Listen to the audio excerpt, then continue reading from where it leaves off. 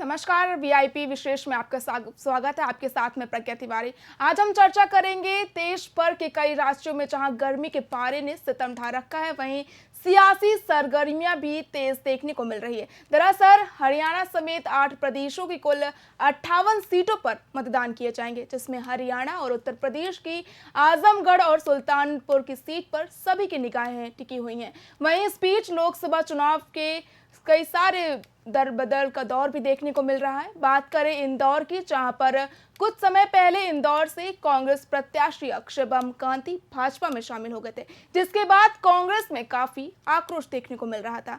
वहीं पुराने आपराधिक मामले को लेकर अक्षय बम की गिरफ्तारी की कांग्रेस लगातार मांग कर रही है। इस बीच पार्टी की ओर से अक्षय बम का वांटेड पोस्टर जारी किया गया है, जिसमें उन्होंने 5,100 रुपए का इनाम घोषित किया है। इन सभी मुद्दों पर चर्चा करने के लिए हमारे साथ संवाददाता अलग अलग राज्यों से जुड़ेंगे। वहीं आपको बता दें कि देश में जहां गर्मी का प्रकोप देखने को मिल रहा है, तो देश के कई राज्यों में पारा 45 डिग्री पार देखने को मिल रहा है। कई जिलों में हीट वेव का अलर्ट जारी है। आज शाम से चुनाव प्रचार थम गया है। वहीं 25 मई को छठवें चरण के लिए मतदान किए जाएंगे। हरियाणा समेत 58 सीटों पर मतदान किए जाएंगे। आपको बता दें कि इन सभी सियासी हलचलों के बीच अक्षय कांति बम का भी मामला, सियासी घमासान के बीच अक्षय कांति का मामला सामने आया है। अक्षय कांति की तलाश में कांग्रेस ने पोस्टर जारी किए हैं, सूचना देने वालों के लिए इनाम घोषित किए हैं। वहीं इस पर अधिक जानकारी के लिए हमारे साथ हम सहयोगी अमन गोस्वामी जी जुड़ चुके हैं। अमन जी, लगातार कांग्रेस आक्रोशित दिख रही है अक्षय कांति बम को लेकर, क्या कुछ पूरा मामला है? देखिए प्रज्ञा, बात करें अक्षय कांति बम की तो जब लोकसभा चुनाव की जब घोषणा हुई, उसके बाद जब प्रत्याशियों के उतारने की बात हुई, तो इंदौर से कांग्रेस ने अक्षय कांति बम को अपना प्रत्याशी घोषित किया था। लेकिन कुछ ऐसे समीकरण बने जहां अक्षय कांति बम ने कांग्रेस छोड़कर बीजेपी का दामन थाम लिया था। वहीं उसके बाद लगातार कांग्रेस की ये मांग थी कि इंदौर में जो है वो नोटा पे वोट किया जाए, क्योंकि प्रत्याशी नहीं थे तो एक तरफा जीत बीजेपी की हो रही थी। वहीं इसी बीच में अक्षय कांति बम का एक बरसों पुराना एक आपराधिक मामला था जो निकल के सामने आया, जिसमें उनकी गिरफ्तारी की बात की गई थी। उसके बाद से लगातार जो कांग्रेस है वो हमलावर होती हुई नजर आई थी। कांग्रेस का कहना ये था कि अक्षय जब से बीजेपी में शामिल हुए हैं तब से पुलिस विभाग जो है उन्हें संरक्षण दे रहा है, उन्हें सुरक्षा दे रहा है, जबकि पुलिस विभाग को उनके ऊपर कार्रवाई करके उनकी गिरफ्तारी की जानी चाहिए थी। इसी को लेकर कांग्रेस ने कुछ समय पहले एक कमेटी भी बनाई थी, जिसमें उनका कहना ये था कि जब तक अक्षय बम की जब तक गिरफ्तारी नहीं होगी, हम निरंतर धरना प्रदर्शन जैसी चीजें करते रहेंगे और अक्षय कांति बम की गिरफ्तारी करवा कर रहेंगे। इसी बीच कल ही कांग्रेस की तरफ से, कांग्रेस की जो कमेटी गठित की गई थी, कांग्रेस कमेटी ने उनके वांटेड के पोस्टर्स छपवाए, जिसमें कांग्रेस की तरफ से ये कहा गया कि जो भी अक्षय कांति बम को ढूंढेगा और पुलिस तक लेके जाएगा, उसको 5100 रुपए का इनाम दिया जाएगा। कांग्रेस ने इसको जो पोस्टर से उनको इंदौर के अलग अलग क्षेत्रों में भी लगाए थे। वहीं अक्षय बम की कांति को वांटेड पोस्टर लगाए गए, इसको लेकर क्या कुछ सियासी माहौल देखने को मिल रहा है? दोनों पार्टी की ओर से क्या कुछ रुख सामने आया है? देखिए प्रज्ञा, बात करें सियासत की तो पहले भी देखा गया, जब वो अक्षय जो हैं जब कांग्रेस छोड़कर जब बीजेपी में शामिल हुए थे, तो लगातार कांग्रेस जो थी वो बीजेपी पर हमलावर हो रही थी, क्योंकि सिर्फ अक्षय ही नहीं है, ऐसे कई प्रत्याशी थे, कई नेता हैं जो कांग्रेस का दामन छोड़कर बीजेपी में शामिल हो गए थे। वहीं बात करें तो प्रदेश अध्यक्ष जीतू पटवारी जो है, उनका कहना यह था कि जो कार्यकर्ता या जो नेता कांग्रेस छोड़कर बीजेपी में शामिल हो रहे हैं, उन नेताओं का जो भविष्य है वो खत्म हो जाएगा। इसको लेकर फिर सियासत तेज हुई तो आज भी कांग्रेस जो है वो हमलावर इसलिए है। उनका कहना यह है कि पहले तो जो कांग्रेस छोड़कर जो बीजेपी में जा रहे हैं वो कांग्रेस के साथ गद्दारी कर रहे हैं। फिर आपराधिक मामला जब आता है तो बीजेपी के ऊपर कांग्रेस लगातार हमलावर इसलिए रहती है कि कांग्रेस का जहां तक है कि कई बार बीजेपी के ऊपर इल्जाम भी लगाया गया है। जी अमन जी, वहीं लखनऊ से हमारे साथ बलराम जी जुड़ चुके हैं, हमारे संवाददाता। बलराम जी से जानकारी ले लेते हैं। बलराम जी, आजमगढ़ से चुनाव होने वाले 25 मई को लेकर क्या कुछ वहां पर सियासी माहौल देखने को मिल रहा है? जी, छठे चरण के लिए 25 मई को जो यूपी में मतदान होना है उसमें जी कुल 14 सीट पर मतदान होना है। उसमें सबसे अहम सीटों की अगर बात करें तो उनमें आजमगढ़ शामिल है। आजमगढ़ से समाजवादी पार्टी के जो मुखिया अखिलेश यादव हैं, जी उनके चचेरे भाई धर्मेंद्र यादव मैदान में हैं। उनके सामने भोजपुरी फिल्मों के सुपरस्टार दिनेश लाल यादव निरहुआ मैदान में हैं। और ये जी काफी हार्ड सीट बनी हुई है, क्योंकि पिछला चुनाव यहाँ पर जो उपचुनाव हुआ था मुलायम सिंह यादव के निधन के बाद, उस उपचुनाव में ये हार गए थे। इनको क्या कहते हैं, धर्मेंद्र धर्मेंद्र चुनाव हार गए थे। उसके बाद इस बार ये समाजवादी पार्टी के लिए प्रतिष्ठा का चुनाव हो चुका है, इसलिए अखिलेश यादव, डिम्पल यादव समेत उनके सारे स्टार प्रचारकों ने डेरा डाल दिया है आजमगढ़ में। जी जैसे कि बलराम जी ने बात करी कि आजमगढ़ में उपचुनाव जीत चुके थे सपा प्रत्याशी, तो वही अमन जी मैं आपसे पूछना चाहूंगी कि आजमगढ़ का क्या कुछ इतिहास रहा है। देखिए प्रज्ञा, बात की जाए तो आजमगढ़ की वो हमेशा से सपा की सीट रही है। जी लेकिन बीते कुछ समय में देखा गया है, जैसे जब बीजेपी की सरकार बनी उत्तर प्रदेश में, बीजेपी की लोकप्रियता, नरेंद्र मोदी की लोकप्रियता, जी वो कई हद तक जो रीजनल पार्टियां थी, जो क्षेत्रीय पार्टियां थी, उन पर काफ़ी हद तक हावी हुई। जी बात करें दिनेश लाल यादव की, आजमगढ़ से जो बीजेपी प्रत्याशी हैं, दिनेश लाल यादव जो है वो भोजपुरी कलाकार है, काफ़ी मशहूर है, जिनकी उत्तर प्रदेश और बिहार में काफ़ी पॉपुलैरिटी काफ़ी ज़्यादा है। कहीं ना कहीं जब जनता ऐसे कलाकारों को जब अपने बीच में देखती है तो उनका सपोर्ट करती है, उनके पक्ष में ज़रूर जाती है, ना चाहते हुए भी। वो एक जो उनका जो आकर्षण है वो उनको खींचता है, अपनी ओर जी केंद्रित करता है। तो कहीं ना कहीं देखने की बात, अगर देखा जाए यूपी चुनाव की, आजमगढ़ की सीट की बात करें, दिनेश लाल यादव पिछले साल भी उन्होंने काफ़ी मेहनत की थी, इस बार भी वो काफ़ी मेहनत कर रहे हैं, आम जनता के बीच में जाते हैं, उनकी लोकप्रियता है। आने वाले समय में देखना होगा कि वहाँ क्या समीकरण बनते हैं। वहीं बात करें समाजवादी पार्टी की, तो समाजवादी पार्टी में अगर अखिलेश यादव की बात करते हैं, मुलायम सिंह यादव की बात जी करते हैं, तो एक काफ़ी राजनीतिक इतिहास अगर देखा जाए यादव परिवार का, तो वो जी काफ़ी बड़ा रहा है यूपी में।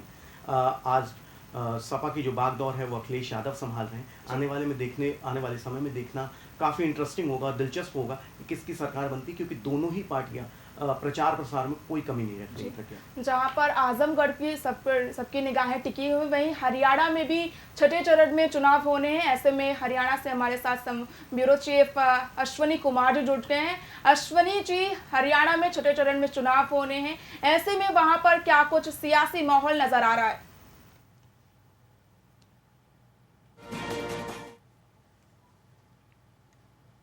आपको बता दें कि तकनीकी समस्या के कारण अश्विनी जी से हमारा संपर्क नहीं हो पा रहा है। आपको बता दें कि हरियाणा में छठे चरण के चुनाव 25 मई में होने हैं। ऐसे में सभी पार्टियां कमर कस रही हैं और आज शाम से चुनाव प्रचार भी थम जाएगा।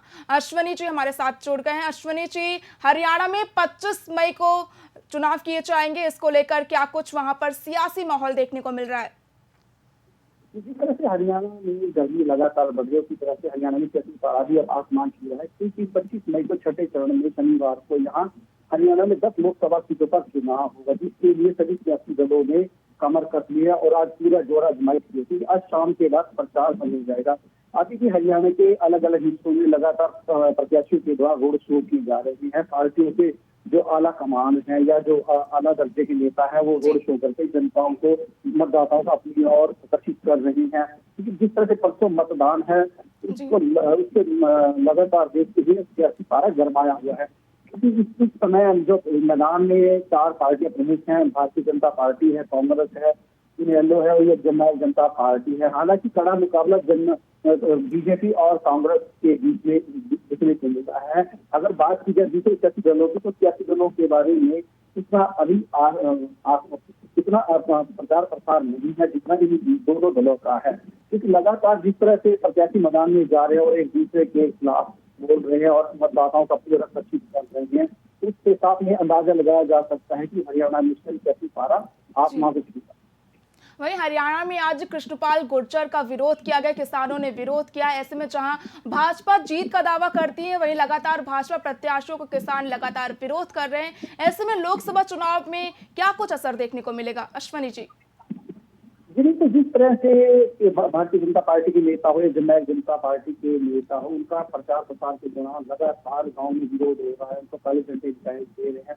शायद ये भारत का एक पहला ऐसा चुनाव होगा जिसमें चुनाव चल रहा है और लगातार लोग प्रत्याशी को काले झंडे दिखा रहे हैं और मतदाता लगातार अपना आक्रोश दिखा रहे हैं, क्योंकि कहीं ना कहीं हरियाणा जो गांव का शहर गांव में बसा हुआ है, वहाँ किसान है और जो दूसरे मुद्दों को लेकर कहीं ना कहीं सत्तारूढ़ के खिलाफ लगातार लोगों का आक्रोश टूट रहा है। क्योंकि इस तरह से भारतीय जनता पार्टी की सत्तारूढ़ सरकार ने किसानों को कुचलने का काम किया है। कहीं ना कहीं जो किसान है या मतदाता है वो गुस्सा अपने अंदर दबाए बैठे थे। अब जैसे चुनाव का समय आया है तो उन्होंने अपना गुस्सा प्रदर्शित करके राजनीतिक दलों की लगातार मुश्किलें बढ़ा दी।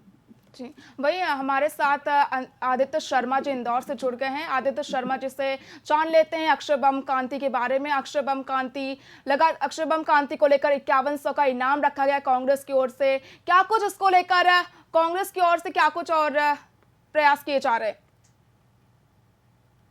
जी, मैं बताना चाहूंगा कि वहीं इंदौर में अक्षय कांति बम जो कांग्रेस से लोकसभा सांसद प्रत्याशी थे, लेकिन उन्होंने आखिरी टाइम पे अपना नामांकन वापस ले लिया और बीजेपी में शामिल हो गए। उसी के कारणवश कांग्रेस उनके लिए गुस्साई थी और उसी को उन्होंने वांटेड के पोस्टर भी जारी करे हैं। वहीं देखा जाए तो कांग्रेस ने अक्षय कांति बम के लिए 5100 का इनाम भी जारी करा है। एवं वहीं देखा जाए तो अक्षय कांति बम को शिकायत को लेकर वह थाने पे कहा गया है कि हम उनको उनके क्षेत्र में दबिश डाल रहे, लेकिन वह मिल नहीं रहे। कहीं ना कहीं तो अक्षय कांति बम को लेकर कांग्रेस के नेताओं ने एक हेल्पलाइन नंबर भी जारी किया है। यदि किसी को मिलते उन्हें थाने पे जाकर सूचना करे एवं जिसको भी यह मिलते 500 का इनाम दिया जाएगा। जी, वहीं अक्षय बम कांति को लेकर बीजेपी की ओर से क्या कुछ रुख सामने आया है? अभी बीजेपी की ओर से किसी तरह कोई टिप्पणी नहीं आई है। वहीं अक्षय कांति बम को कोर्ट से वारंट जारी हुआ है। जब से वो अभी तक फरार है और अभी तक उनको किसी प्रकार का कोई गिरफ्तार नहीं किया गया है। इसी को लेकर कांग्रेस हमेशा गुस्साई में और कांग्रेस का हमेशा से शासन और प्रशासन पर जोर रहा है कि कहीं ना कहीं इसमें प्रशासन का हाथ है। जब भी अक्षय कांति बम आज कोर्ट के आदेश न मानते हुए खुलेआम घूम रहे हैं। जी, वहीं बलराम जी से सवाल कर लेते हैं। बलराम जी, जहां पर मध्य प्रदेश में सियासी पारा हाई देखने को मिल रहा है, वहीं सुल्तानपुर सीट में क्या कुछ सियासी माहौल नजर आ रहा है?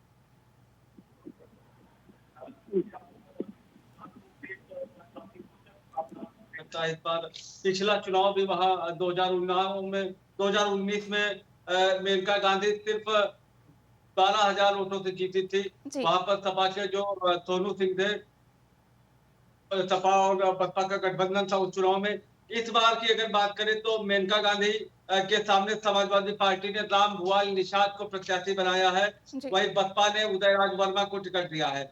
यहाँ पर त्रिकोणीय मुकाबला देखने को मिल सकता है। वहीं 2 दिन पहले जो पिछला चुनाव समाजवादी पार्टी के और बसपा गठबंधन के जो प्रत्याशी थे सोनू सिंह, वो इस बार भाजपा छोड़ के फिर से समाजवादी पार्टी में शामिल हो गए हैं और इसका कहीं न कहीं नुकसान देखने को मिल सकता है भारतीय जनता पार्टी को, क्योंकि पिछला मुकाबला भी काफी करीबी था। इस बार का मामला काफी करीबी और हो सकता है।